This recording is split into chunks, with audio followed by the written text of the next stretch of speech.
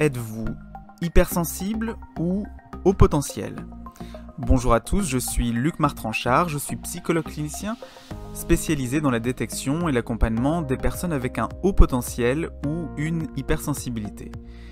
Et aujourd'hui, je vais répondre à la question: êtes-vous hypersensible ou HPI, ou haut potentiel intellectuel? Je ne parlerai pas aujourd'hui du HPE, le haut potentiel émotionnel.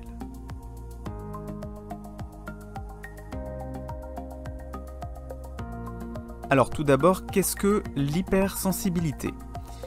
Les personnes hypersensibles vivent souvent un bouillonnement émotionnel et ou ont une perception d'un ou de plusieurs de leurs sens qui est exacerbée. Qu'est-ce que le HPI?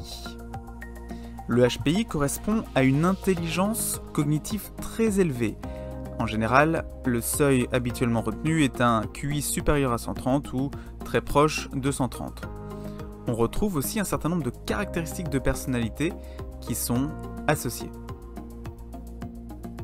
Alors, si vous êtes facilement touché, ému par ce qui se passe dans le monde, par ce qui arrive aux autres, si vous pleurez facilement, êtes-vous HPI ou hypersensible?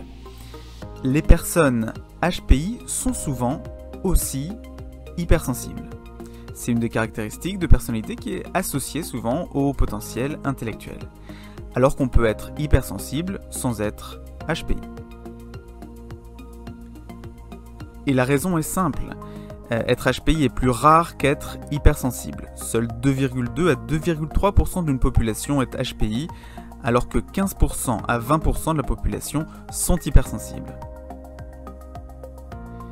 Maintenant, je vais vous dire quels sont les points communs entre hypersensibilité et HPI, et aussi quelles sont les différences. Je vais vous dire ce qu'on retrouve habituellement chez les personnes hypersensibles et chez les personnes HPI, mais chaque personne est unique et ce ne sont que des tendances générales. Donc si vous êtes HPI ou hypersensible et que vous ne vous reconnaissez pas tout à fait dans certaines caractéristiques, c'est normal, ce ne sont que des tendances générales. Et à la fin de cette vidéo, je vous dirai comment savoir si vous êtes hypersensible ou HPI, ou même si vous êtes les deux. Tout d'abord, le vécu de décalage est une similitude. Il y a souvent un vécu de décalage, un sentiment d'être différent des autres, qui est souvent présent dès le plus jeune âge, à la fois chez les personnes hypersensibles et chez les personnes avec un haut potentiel intellectuel. Avoir des émotions débordantes est une similitude. Même si certaines personnes avec un haut potentiel intellectuel ont pu se construire une sorte de carapace et se couper de leurs émotions, HPI et hypersensibles ont bien souvent des émotions très intenses et très variées. Être sensible aux sons, aux odeurs, aux lumières, etc. est une similitude. Hypersensibles et HPI ont souvent une forte sensibilité d'au moins un sens. Sensibilité aux sons, aux odeurs, aux textures de certains vêtements sur la peau, aux lumières ou aux textures de certains aliments. L'empathie émotionnelle est une similitude. Il y a chez les HPI et les hypersensibles une capacité fine à ressentir les émotions des autres, parfois de façon très intense. L'empathie cognitive peut être une différence. L'empathie cognitive est la capacité à identifier les émotions des autres de façon fine. Si les personnes avec un haut potentiel intellectuel ont souvent une forte empathie cognitive, les hypersensibles peuvent en avoir une, mais ce n'est pas toujours le cas. Le sens de la justice est une similitude. Les hypersensibles et les HPI ont souvent une sensibilité particulière à certaines formes d'injustice. Le quotient intellectuel est une différence. Pour être HPI, comme je le disais tout à l'heure, il faut un quotient intellectuel supérieur à 130 ou dans certains cas très proche de 130, alors que la plupart des personnes hypersensibles n'ont pas un QI aussi élevé. Le niveau de l'intelligence émotionnelle est une similitude. La plupart des personnes HPI et hypersensibles ont une intelligence émotionnelle qui est supérieure à la moyenne.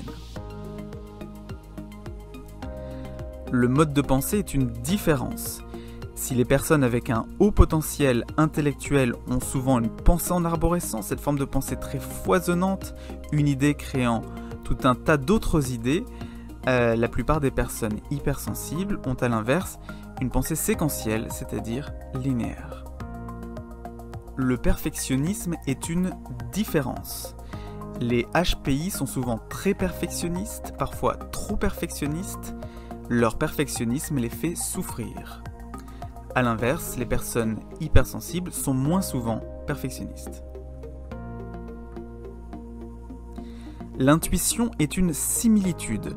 Les personnes HPI et les personnes hypersensibles ont souvent une intuition développée, une capacité à comprendre les choses de façon immédiate et rapide, de façon instantanée.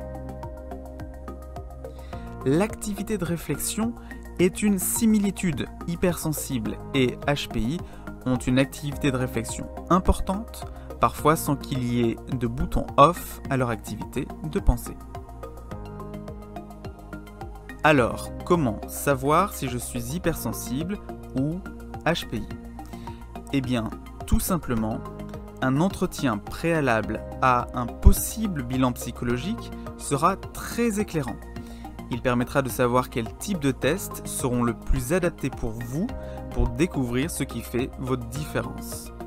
Vous pouvez prendre rendez-vous avec moi pour cet entretien préalable qui peut avoir lieu en téléconsultation ou à mon cabinet à Paris.